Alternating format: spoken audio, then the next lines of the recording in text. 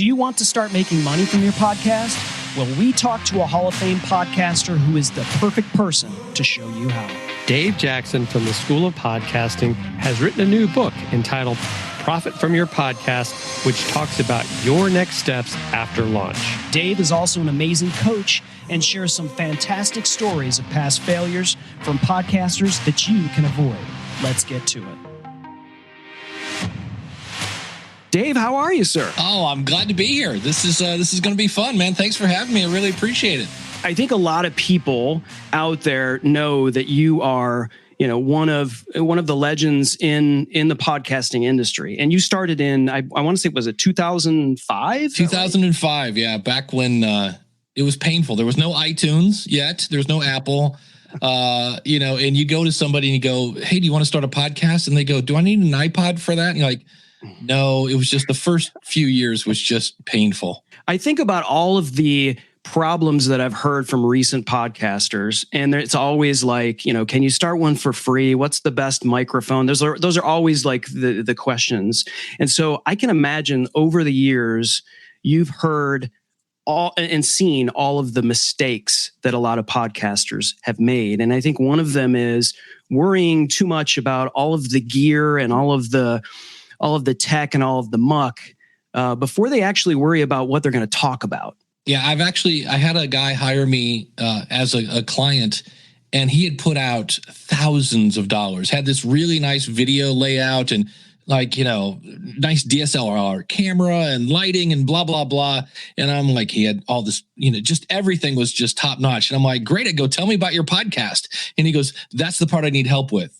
And I was like, oh, okay, well, let's back up a little bit. We got the cart just a little bit before the horse there. So yeah, but you don't have to spend thousands of dollars. I usually tell people about the price of an Xbox will get you up and going. Dave, I love your story. I mean, you definitely are I would call you a self-made man. I mean, when I read about how you started basically, like you said, with the government cheese and worked your way up to where you are today. I mean, that's what sometimes, like to say it's that way now, is one of the great things about America. But I gotta ask you about this crystal ball, right? Okay. Because in the book at the end of the preface, and I told Chris, this was just like, you must have known something. He goes, one last thing as I write this, it's February 2020. Things may change by the time you read this. Please keep that in mind. I was like, how did he know? Prophetic. Was it? Yeah, I dust off the crystal ball every now and then, ask it for a couple lottery picks, and then, Magic 8 Ball. Will there be a pandemic in 2020? Chances are yes. Okay, well, there we go. But I was just like, wow, so right there, even before getting into chapter 1, you already had me like, oh, this guy, he's got some great nuggets in this book, and I'm excited about it. So tell us a little bit about what it was like. I mean, is this your first book that you've really written? It's the first time I've worked with a publisher. My very first book, my very first podcast was for musicians, and it was called Get Your Band Out of the Basement and Keep Them Out of the Asylum. And so that was my first one, and I put it on Amazon, the whole 9 yards. And then I want to say about 7 years ago, the book was called More Podcast Money. And it was like the precursor to Profit from Your Podcast. In fact, I'd actually started to rewrite that because that version of the book doesn't even mention Patreon. There was no crowdfunding back then when I wrote the book. And so I was like, I need to rewrite this. And it was just so funny. And at that point, I got an email from a publisher that said, hey, you seem to know what you're talking about when it comes to podcasting. Would you be interested in writing a book about profiting from your podcast? And I was like, well, as a matter of fact, I'm working on that right now. So that was, and it's been a little different. As a podcaster, as an entrepreneur, you're kind of used to just let's hit the ground running and go. And this is different working with a publisher. There are pros and cons to each, but I'm just used to, hey, this is what I want to do. Let's do it. And they're like, well, it has to go through this checkpoint and that. And then this person's going to give it to Harold, who's going to give it to Susan. And I'm like, really? Like when I originally turned in the final draft of it, and they're like, okay, great. They go, and this was back in September of 2019. And I said, so is there any chance this is going to be ready by Christmas? And they're like, oh, no, this will be ready in July. And I was like, wait, how does it take 9 months to make a baby? and 10 months to make a book. So that's, but on the other hand, it looks really nice, and, it's a different experience, and pay wise, it's different. When you self-publish, you put out all the money up front. You buy in my first book, I had 2 editors, and I hired a guy to design my cover. This, they pay you up front, and they do all that fun-filled stuff, and then you get royalties later, ? Hopefully, right? That's how that's going to work. So there are pros and cons to each. In your book, you're basically addressing the things that everybody needs to profit in your podcast. And what I loved about it was the last thing you talk about are the tools, are the specific tools. And again, it sort of goes back to, listen, if you're a podcaster, stop worrying about the Shure SM7B mic and getting this huge expensive thing. Worry first about what you're doing on your podcast. And I think that message is great to hear from someone like yourself who's been doing it, for 15 plus years in the podcasting space. So was that intentional on your part to leave that last, or? It was just because, again, I knew that things were going to change, because I was like, this is the technology part. Right. Let's save this till the very end. And that way, if something changes, it'll be there. And I've also got a spot in the book for people that buy the book that they can go, and I'll have a thing online where, because it's going to change. It's just, that's the nature of technology. So then in the future, if you want kind of an updated list of that, that'll be an option as well for those. Awesome. So when you do an update for tools that you think would be valuable for someone who's bought your book today, and it's 3 years from now, you'll have an updated sort of tools list. He's got a link, but we're not going to share because you got to buy the book. And he said it right. Don't give it away to everyone. The fun thing is I have an episode of the School of Podcasting, and it's 27 steps to start a podcast, and it's actually one of the few episodes I really want to go back and re-record, because I'm talking about buying a mixer and buying this microphone. And it's like, that is not what I would recommend today, because things they've made it easier. Yeah. And I was thinking about that the other day, because somebody said, well, don't I need a mixer? And I'm like, who's telling you to get a mixer? And they're like, well, you are in this episode over here. And I was like, oh, I might want to redo that. So I wanted to do 2 things there. Number one is to sign up and get this extra information. You're going to have to give me your email, and that doesn't mean I'm going to spam you to death, but it means I am going to have further contact with you, hopefully in the future, and we can start that relationship. So that's one. And then number 2, you get the updated stuff as life happens and technology changes. You get to keep up to date with the latest stuff. As someone who has given you my email, I will say that I do not get spammed, but I do love the email that I get from you. It's the halftime email. Yeah, when I can remember, it's one of those things. Right now, I'm in the middle of moving, and I don't know if you guys have moved lately. It's so much fun to pick up everything you own and move, but it's just simply, here's because people say, well, you have so many podcasts, how do I keep up with them? And I'm like, well, here, sign up for my newsletter. And it's just, here's what I did, here's who I interviewed. And then sometimes something will catch my eye, and I'm like, well, that's kind of cool. And it's just links. It's kind of like, hey, here's a quick, and I call it the halftime report because it's Wednesday. And I figure between Monday and Sunday, Wednesday's kind of in the middle. And it's just a way to keep up to date with what's going on until the next School of Podcasting comes out. Amazon actually did launch podcasts recently. So I thought it would be great while we have Mr. Dave Jackson on the show. Dave, I don't know if you've had a chance to play around with podcasts in the Amazon Music app, and lo and behold, look at this. I mean, it's just top of the charts here on the Amazon School of Podcasting.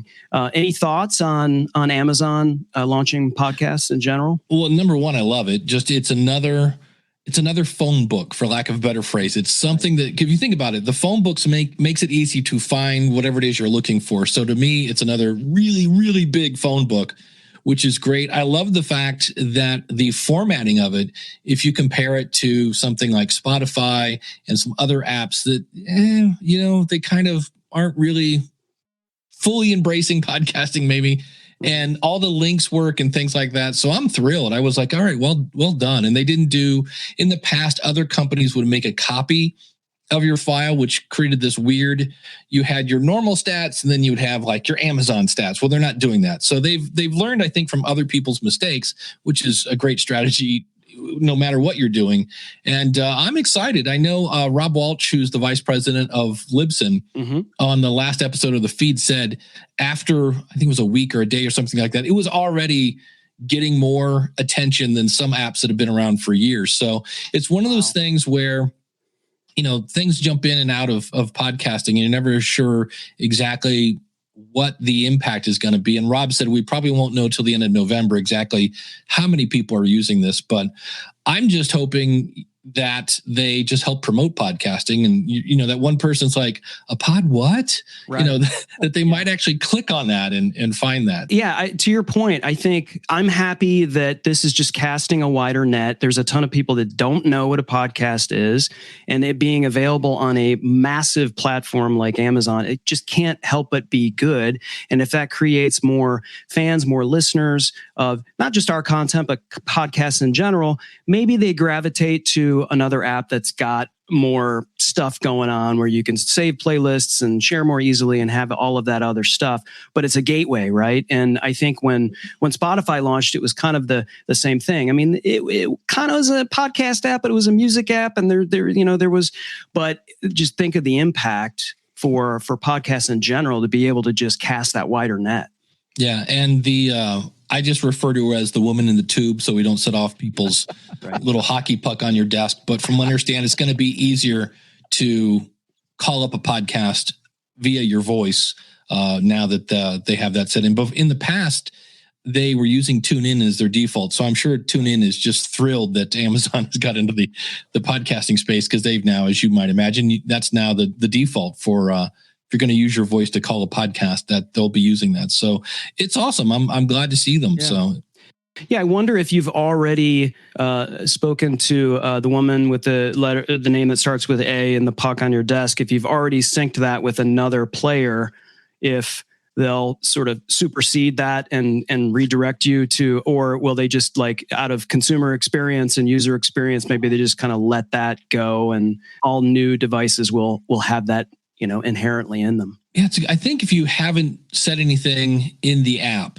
in the woman's app that starts with A, I think if you haven't done anything, then it's the default. But if you go in and say my default, you know, video streaming is Netflix and my podcast is blah blah blah whatever, then I think they'll kind of leave it alone. Yeah. Well, I don't have one of those devices around me, and you guys have headphones on. So it's an Alexa device. We're on Amazon. I have to say it. We can't tiptoe around it. Well, and not to mention, Chris, I think one of the things, and I think that's where I sometimes look at Amazon as kind of that sleeping giant, is they have so much data, so much information, and they really, in some aspects, have been first when it comes to voice, whether it's flash briefings or all this other thing. So this, I think is a logical step for them. And I do believe it's not all podcasts, but some podcasts are actually even being pushed into the Audible platform. So I wanted to talk about something that Dave brought up in, I want to say it was in chapter 2, where content is king. And I love how he describes it because, you know, Chris, how many times do we talk about people are, you know, they're worried about countdown timers and their video and they're spending all this money. But, you know, and this really resonated with me. You know, it's content that moves you. It taps into your emotion. It entertains you. It makes you laugh. It makes you cry. It makes you think. It makes you groan. It educates or entertains you. If your content's not doing that, nobody's going to listen. Nobody's going to watch. And I think people forget that. They get so caught up in, oh, I want to get my stuff out there and just people are going to come buy from me. Well, no, they're not. And Dave also talks about the relationship building community. And I think that is so important. And, you know, I've been reading about some of these examples of people that he talks about. And as I was like, wow, I never thought of it. I mean, my stepson's actually becoming a crime scene investigator. And I was reading about this coroner that Dave talks about, how this guy developed this. I mean, he like he said, he's probably making more per month than we can even think about right now, just from starting a podcast and a website in a niche, right? Niche rhymes with quiche, type of thing. So I thought that was pretty cool. And then the next chapter, he talks about presentation is queen. And of course, I'm just like, wow. I mean, so Dave, I mean, you're a genius in my book anyway.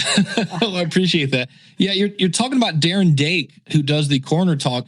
And this was a guy that started off, a lot of people, if we take the Joe Rogans of the world and the Dak Shepard and things, these guys have been entertainment for years. Darren Dake was a coroner in the middle of Missouri. So no huge, social following, things like that. He just wanted to talk to other coroners. And so he started Corner Talk and started to do that. And then somebody said, this guy seems to know what he's talking about. Maybe we should have him come talk at our, some sort of assembly or whatever. And then somebody saw him talk and said, hey, can you come talk to my thing? And it just, it didn't happen overnight. I just heard this new phrase, and I guess it's been around for a while. You don't eat the fruit the day you plant the seed. And I was like, I love that. So this took a while to build up, but eventually he found this weird loophole where some states, don't you love the government? Some states make you get certified every year to keep your coroner status, but they don't offer the training. I was like, that is brilliant. So this is a case where Darren hopped in. He's up to his neck in his niche, and he finds out that there's a need. Hey, these people need certified. There's no place to go. So he built one, and he actually started, I believe, in his bedroom. And then he moved to the basement of a church, and now he actually has his own kind of building. And just in time for, you guessed it, coronavirus, he started doing training online. And now, as it is just making a lot of cash doing it. He was one of the guys. I'm like, can we put what you make? And he goes, no, it's good. He goes, but he let me know it's a lot. And I was like, amen, my friend. I'm so glad. So, and that's one of the things I wanted to do was I didn't want it to be the Dave Jackson show. Here's what I've done. And it's like, no. And it was more, I didn't start off to do this, but people are like, it's kind of like little baby white papers of here's what this guy did, here's what it worked, here's what didn't work. I know I talk a lot about Jonathan Oakes, who has a trivia podcast when it comes to Patreon, because he's just crushing it over there. So I just interviewed a lot of different people, and that's where I lucked out. I just reached out to the School of Podcasting audience, and I said, hey, if you are making a dime with your podcast, I want to talk to you. And so it took a while to do all the interviews and things like that. But it really is, Rob Walsh from Libsyn has a great example of this, how it really is the content. You cannot, if you spend, $500 a month or $1,000 a month on Facebook ads, and your show isn't any good, you're just letting the world know faster that your show isn't any good. Right. And he brings up the example. I wish I knew what year it was. The Lone Ranger had Johnny Depp when Johnny Depp was like super hot, and some other guy, and it's the Lone Ranger and Johnny Depp playing Tonto. And I mean, we had the hamburger Happy Meal ready to go. We had the dolls, we had the posters, you name it, it was ready to go. And it was just per nauseum. Every time you turned it on, here's another ad for the Lone Ranger. There was one problem. That movie was horrible. I mean, I saw it and it was like, wow, that was not what I expected. Meanwhile, you've got movies like The Sixth Sense by M. Night Shyamalan. And what's interesting about that movie, it wasn't an independent movie, but it wasn't a big budget movie either. And what's great about that movie is not only when you come out, do you want to see it again, but you tell a friend. So it's the content and word of mouth, especially. Report after report comes out. And I'm a big fan of social media and, advertising. But the number one way people are still finding out about podcasts, it's word of mouth. It's when somebody goes, did you hear this? Holy cow. So. Well, and even this book, Dave, because I'm telling you, just from what I've read, so far, I'm like, wow, I got to check out this podcast and that podcast, because, that I think sometimes is the challenge with podcasting and live streaming in general is how do you get out to your audience, and so even before we get to profit, it's like, how do we get that out there and distribute it? And, so I think, this is definitely something that people need. I mean, your book is filling a need, right? It's not just a want, it's a need. Because a lot of times it's like, ultimately, why are you podcasting? Why are you writing a book? It's because you're looking to get more customers, clients, I mean, sure, we might do some of this because we just want to feel good about ourselves. But ultimately, it's a lot of time and energy if you're not seeing like to your point, can't eat the fruit before you plant the seeds and let those things grow. Well, I always tell people starting a podcast is not hard. I mean, I could grab my phone right now and burp into it and it'll be on Apple in 2 days. So starting a podcast is not hard. Starting a good podcast is hard because you have to figure out, and you brought up a great point. Why are you starting this podcast? So that's kind of option one. Then you have to figure out, who am I talking to? And then, so these people like to talk about, topics A, B, and C, and you want them to either, buy your product or tell the world about your message or things like that. And then you have to figure out, okay, what can I talk about? Where do these crisscross each other so that they're going to help me do what I want out of this podcast, but also will hold their attention. And that's the part that's tricky. You really have to figure out, okay, who am I talking to? Why am I doing this? And there is no one size fits all. If I'm doing a busy moms podcast, it's not going to be 30 minutes long. Why? Because they're busy moms. They don't have 30 minutes to watch a TV or listen to a podcast. And if I want to do, if my why is I want to keep my name in front of my target audience, then I might do a daily show, but it's only 5 minutes long. All I remember, it was brought to you by the Association of Christian Athletes. I forget the name of the podcast. So, but their branding left. And every day this guy would come on. His name was Jimmy Page. I remember that because I'm like, the guitar player from Led Zeppelin is no, it's not him. He's with the Fellowship of Christian Athletes. That's awesome. And he would come on and they would say something like, do you know that carrots are good for you? Blah, blah, blah, blah, yada. And it was literally like 2 minutes long, just a little tip. And then brought to you by the Association of Christian Athletes. And it was every day, and it worked because I don't remember the name of the podcast, but I do remember their brand. So it kind of depends on, why am I doing this? If I want to be seen as an expert, then maybe I'll do a weekly show and do a deep dive and, kind of like, look at all the information that I know. I'm an expert. So to your point, people forget, they're in a business, right? And, whatever business you're in, you have to identify who your customer is. And when you're starting a podcast, who is your ideal listener? Who are you speaking to? What do they want to hear? How can you serve them? And too many people, I think, start like, I've got to do a podcast because I just need to do a podcast because they're hot and I would like to make money. So how can I? And then they're forgetting all of those key components that you're talking Everybody's about. doing it. Yeah. When somebody asks me what's the best thing to podcast about to make the most amount of money in a short amount of time, I'm like, just don't. Just trust me. Don't. Just stop, please. I just did an episode, and this is the one I think that most people skip. Is my latest episode is 6 things that will make your podcast interesting, and I found this clip, and it's Ron Howard being interviewed by the guy Kurt Loder.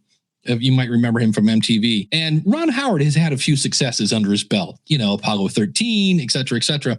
And Ron Howard, before it goes out to the public, does a screening and polls his audience, because he's like, look, I'm in the business of connecting with my audience. And even though I've done all the editing and things like that, until it goes out to everyone, I want to make sure it's doing what I set out to do. And I think podcasters, and I understand why. Look, we work really hard on our podcast, and to a certain extent, it's our art, man. So I get that, and it's hard to go, hey, I just worked like 8 hours on this 45-minute podcast because I'm brand new to this, and to hand it to somebody and go, can you talk about this like I'm not in the room?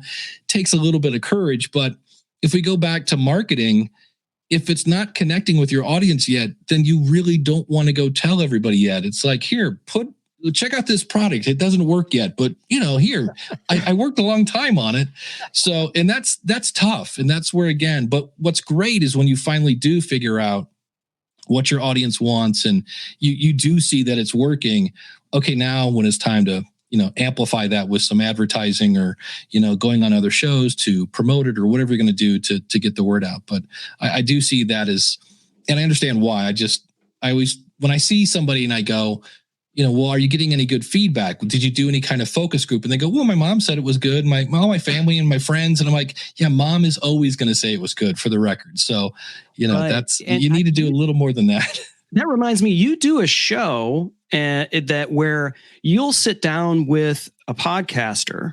You do it with another gentleman, and you'll sit down with a podcaster and hit play on an episode. And actually, while that podcaster is there live, you'll sort of go through and critique and coach live while that person is there, which is a super interesting.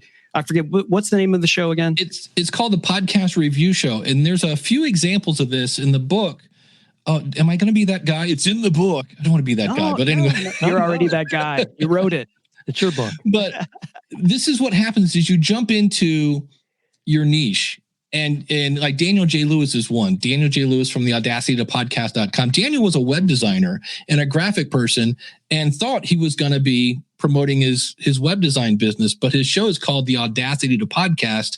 And people thought it was about the free software called Audacity. And people that are really excited about free software are not really excited about paying 4 figures for a website.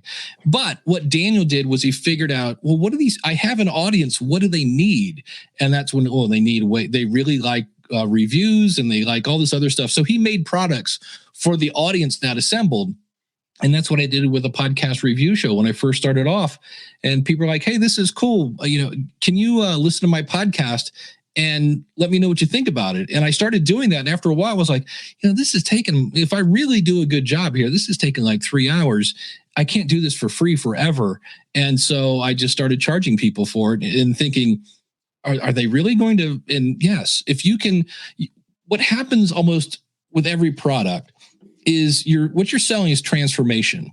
So like right now, I'm in the process of moving. I'm paying a guy because I always say you're going to pay in one of 2 currencies, either time or money. Right. And being that I got to be in this house and out of this apartment sooner than later, I'm paying in money in that aspect. So you're paying for transformation or convenience or things of that nature. And so, I'm helping them transform their show. And they're polishing it and they're, getting rid of the rough edges and things like that. And people actually pay for things that are free. And if you don't believe me, go to Amazon. You can find The Wizard of Oz. And if you wait long enough, it'll probably be back on TBS in about a week or so. I mean, that's on all the time. And so, you'll be surprised at what people will pay money for. It's great, because I talk to people all the time in the consulting and the training business that I do. And much like what you're saying, it's like, listen, sometimes I'm having a conversation like you're smart enough. You know how you can put together a podcast. I can, you can, do it for free, really, if you want to give away your content to Anchor. But if, anybody can do that, not anybody, but, to do it, you're smart enough. You could do it by yourself. You know what? I can mow my lawn too. I can do my own taxes too. But what do you do? Sometimes you're going to pay a landscaper because you always kill your lawn. And sometimes you just don't want to keep up with the tax laws. So you pay a CPA to do your taxes. And if you want your taxes done the best way possible and properly, so you don't, have an audit and, all of that, or you want a really nice looking lawn, you're going to hire someone to do that. So it's I guess that's the analogy that I use that seems to apply. Absolutely. And I have time and time again have made a logo for some sort of podcast or whatever. And then I'm like, that looks pretty good. You start patting yourself on the back and you're like, you know what? Maybe I should hire an actual graphic person, and I will hire them and they will come back. And I'm like, oh, it looks like I did mine in a crayon. It's just like, let somebody who lives in that world do it. So we should give a shout out to the designer of the School of Podcasting logo, which Mark over at podcastbranding.co. Oh man. That is, that is stellar. That is eye-catching. I mean, it checks all the boxes in terms of, if you're a little app on, or if you're a little square on an app on a phone, you got to catch someone with some colors and they got to know what it is before they're going to, push play. And I think that one checks all the boxes. I love it. And Mark does exactly what I talk about in the book. First things first, he listened to his audience. And he said, because I told him, I said, I have a guy working on it. I said, I might not be explaining this right because we're just not clicking. I mean, he's a super nice guy, super talented, but for some reason, everything he's giving me, he goes, well, what are you looking for? And I go, I don't know, kind of like a school crest, and maybe a microphone or something in the background but yet have lettering kind of like, and there was a thing, college football on like ESPN. I go, I kind of like that thing. And literally within, I don't know, a half hour, he's like, something like this. And I'm like, that's exactly it. Wow. So when you listen to your audience find out what they want, and then give it to them, they're really, really happy. And they'll be happy to pay for that. They're like, yes, that's exactly what I want. So yeah, Mark over podcastbranding.co. I will happily give him a shout out. We actually have a viewer question over here on Amazon. Dave, what is the big difference between your first book, More Podcast Money, to your new book? What has changed in 8 years? Wow, I bet a lot. That's actually Kyle Bondo. That's the question from Kyle Bondo. So. Who is also, he does Podrect is one of his shows about podcasting. He also does Merchants of Dirt, which I think is just one of the best names. I just like saying Merchants of Dirt. On tour with Five Finger Death Count. Exactly. The biggest thing is Patreon. There was no crowdfunding when I wrote the original book, and there's just more. There were things that I didn't think of. There's a section in the book about nonprofits and how if you actually go out and try to be a nonprofit, you actually have to have a board of directors to be a nonprofit. And that just sounded like a lot of work. But I found where you can actually find another nonprofit. And there's a example of somebody who does a podcast about global warming. And he found this kind of nonprofit and said, hey, I kind of fit with your mission. Can I kind of come under your umbrella? And what's really interesting about that is they gave him a credit card and people donate to the top nonprofit, but it then goes to him and they just take a small portion, much like Patreon does. So things like that I just never thought of. I was like, oh, I didn't even know you could do that. That's pretty cool, because not everybody is out to sell a book or consulting or, things of that nature. That's one. There's just more people. I guess there's more examples. When I did it before, there were a few people, but the first book was a lot of the stuff that I was doing. And this was like, hey, there's definitely things. Here's my perspective on this. Here's how it worked for me and things like that. So there are stories about things I've done, but this has many more stories from people that are doing really cool things. I think one of my favorite examples is Mark from Beyond Bourbon Street. And one of the things he did that I thought was brilliant is he has a private Facebook group for his podcast. And it's all about, New Orleans and things of that nature. And he had his sponsors in the private Facebook group, and the sponsors called Two Chicks Walking. And it was time for their contract to come up for renewal. So Mark goes to his private Facebook group, has about 700 people in it, and says, hey, has anybody gone on a Two Chicks Walking tour? And they're like, oh, we did. It was great. These ladies are awesome. And it was one of the best times I've ever had, yada, yada, yada. How easy is it then to go, hey, it's time to sign the contract again. You want to renew? And I was like, ooh, that's chocolatey goodness in terms of a strategy to get people to renew. So just things like that. Jonathan Oakes I do a thing on Jonathan Oakes. There's some great insights into I got to watch how I say this. I'm not going to take a product. I'm in one right now. I have a product that I really, really like, and their competition has approached me to be a sponsor. And I'm like, I'm moving. I need money to pay these people at the moment. I'm okay, but I'm like, starting to watch the savings go down a little bit. And I was like, these people want to give me money. I'm like, yeah, but if somebody said, Dave, what would you recommend for this situation? It wouldn't be them. And I was like, I don't know that I can do that. And because once you cash in your integrity, it's really, really hard to get it back. I always say most of us start with two things in common. We have no audience and we have integrity. And it's just a matter of how do I build that and keep it? That's great. Yeah, I totally agree. I mean, and that's how, Rogan and MeUndies, right? He just started talking about it because he really liked the underwear. I'm sure he was approached by many underwear companies, but he's like, this is what, and so, and to your point, it's like, how are you going to expect other people to follow you up a hill and listen to you and do all the things you're going to do and actually recommend something that you really like when you've kind of not done that and just went for the cash grab on something that you really don't believe in? Yeah. And you mentioning a product, going back to Mark from Beyond Bourbon Street, before Two Chicks Walking, which is the name of the tour, he just started mentioning them. There was nothing said. He was just like, oh, well, these guys seem pretty cool. I know them, blah, blah, blah. And so they came over to him. They're like, Mark, we don't quite know what this pod thing is, but you've tripled our business. You've tripled our business. And Mark was like, well, maybe we should talk about being a sponsor then. So where's my affiliate link? Yeah, exactly. Right. And Dave, I know another person you talk about, and I know if this has been a big change in the last years as well, is Pat Flynn and just the whole world of affiliate marketing. To me, it seems like it's a lot more prevalent. Like I don't even think 8 years ago we thought about affiliate marketing. Maybe some people did. Is that something you would say has changed a lot in the last 8 years? Well, yeah, because now I remember when I first started getting into affiliate marketing, you kind of like crossed your fingers. You're like, oh, I hope they have an affiliate program. And now almost everything has. If you look at the bottom of the page, it's almost always affiliates, partners, or something like that. And you can make a decent amount of money. I talk in the book. I'm a big fan of Jillian Michaels when she was on The Biggest Loser. And Jillian Michaels used to have a podcast. And she stopped doing the podcast because she went back to The Biggest Loser. So here again, there are a bunch of people going, what happened to the Jillian Michaels podcast? So I was like, well, people want a Jillian Michaels podcast. I'm going to make one.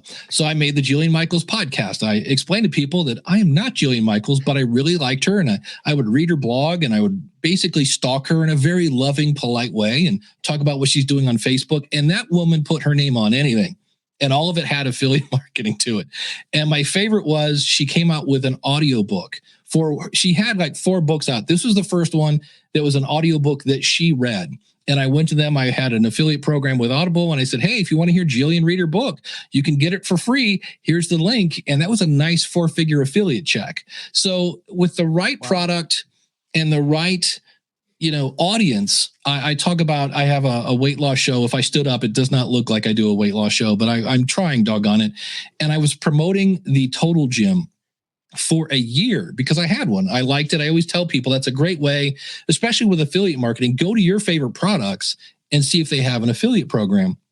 And so I had a Total Gym. And at the time, Christy Brinkley and Chuck Norris were promoting it per nauseum on TV. And I'm like, I'll just ride their coattails. And for a year, I talked about it, just nothing. Finally, at the end of the year, somebody bought one, got my $75 commission check. And I was like, oh, cool. If I could only do this every week. But it turns out my audience wasn't really interested in that. And I found out one day, I found this cool thing called FitDex. And you could basically deal yourself a little workout. And I bought one. Again, I want to make sure it's cool. Bought one, dealt myself a workout, did it, got on the microphone. I'm like, hey, I did this. It's so easy. And I said, I think this is going to work. I'm kind of sore. And I said the magic phrase, I said, I could see where you could turn this into a game with your kids. And that's where I found it that a lot of my audience had kids. And they were $15 a deck. I would make $1.50 a deck. And at the time, I used to be a teacher in the corporate world. And I had my phone set up so that if somebody bought something, if I had an affiliate sale, would come through and I'd hear this little cha-ching on my phone. And it was just, I finally had to turn off my phone because it was like cha-ching, cha-ching. So it's $1.50, but they had multiple decks. So people would buy 4 or 5 decks. And I was getting 3 and occasionally a 4-figure check at $1.50 at a time because I had the right product for the right audience. And that had a pretty big audience. So, and then once I saw that it worked, well, then I started talking about it even more. Right. So, the only thing that I don't know that I need to investigate with affiliate marketing, and maybe you guys can answer this, I keep hearing that the cookie is going away. And I'm like, how is that going to work with affiliate marketing then? So I don't have the answer to that, but that's something I have in my to-do list of, hey, you need to get that answer because if I'm asking that question, my audience is going to be asking that question. And if I want to position myself as the quote expert, I got to go find that answer. Who takes the cookie away? Like, how does that even... I've heard there's a show called The New Media Show with Todd Cochran, who runs Blueberry. It's a podcasting network, and Rob Greenlee, who's the head of the that podcast association thing that I can't think of right now. He also works... the Academy, the Podcast Academy, as well as he works for Libsyn as well. And Todd keeps mentioning that Google is taking the cookie away. And I was like, don't take the cookie away. No. So I need to first go do a quick search on that because people can repeat things. I talk about this in my last episode. If people repeat it enough, you start to think it's true. And it turns out that sometimes that's not the case. So I hope that's not the case because affiliate marketing is pretty handy. You guys brought up Pat Flynn and we were talking about integrity. A great story here.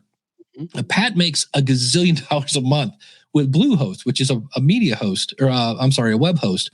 And Bluehost, their support started to kind of wane a little bit.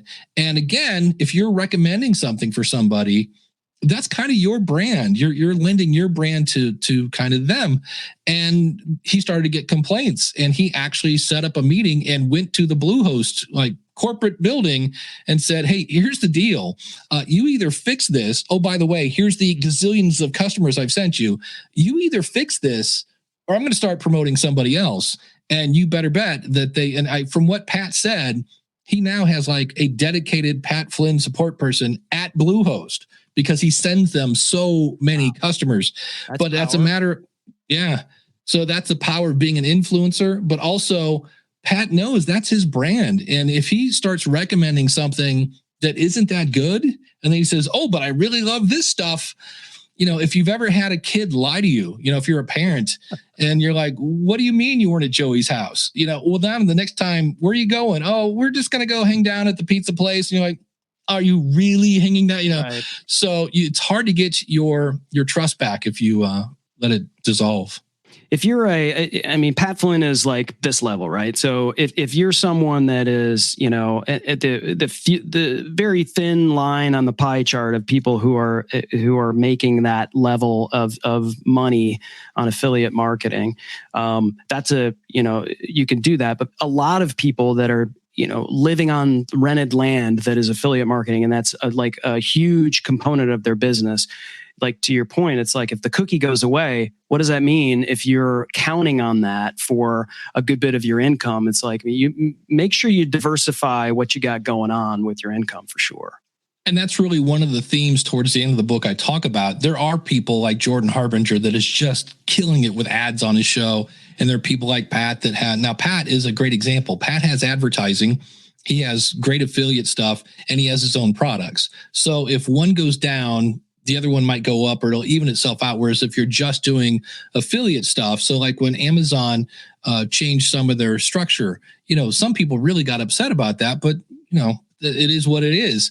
But if you had other, I think it was Adam Curry or Adam Carolla said the pool gets filled quicker the more hoses that are in it. And so if you have multiple streams of income, that seems to be, if somebody is, quote, doing podcasting full time, it's not just from ads. It's not just from products. It's not just from affiliates. It's not just from crowdfunding. It's kind of a mixture of all of those. And that way, if for some reason, I don't know, a pandemic hits and your crowdfunding goes down, well, maybe your affiliate stuff will go up because everybody's buying webcams to stay home. So the more sources of income you have, the more you can kind of weather any kind of storm that comes up. I can't tell you how much we appreciate you coming on our show. The release date of your book, it's obviously, I've followed your stuff for years. Profit from your podcast, Dave Jackson. It doesn't matter if you haven't started a podcast yet, you just started a podcast, or you've been a podcaster for a number of years. There's going to be a ton of information and things that you can learn from this book. And not only that, like we talked about earlier, and you may have missed it, if you do buy this book, Dave is going to update things as they're updated and go along. So if he talks about a particular piece of gear and something changes and he realizes he said something else in the book, there will be ongoing updates for those that purchase the book. And it's just been, Dave, it's been a pleasure, man. I appreciate you taking the time and doing this with us today. And Jim and Chris, thanks for having me, man. This was fun. All right. Thanks again, Dave. Well, thank you. Thanks for listening to Dealcasters. Congratulations. You've taken another step forward in your content creation journey. Please don't forget to hit the subscribe or follow button here in your favorite podcast player so you can be reminded every time we drop an episode. We love hearing from our listeners and viewers. If you're wanting to watch our shows live on Amazon, feel free to follow Dealcasters Live as well at Dealcasters.live. Follow us on Twitter or subscribe to our YouTube channel, where we also include added content that you cannot find anywhere else. If you have questions about this episode or have something you want us to review, you can also email us at dealcasters@dealcasters.live. Thanks again for listening, and you know the deal. Don't fear the gear.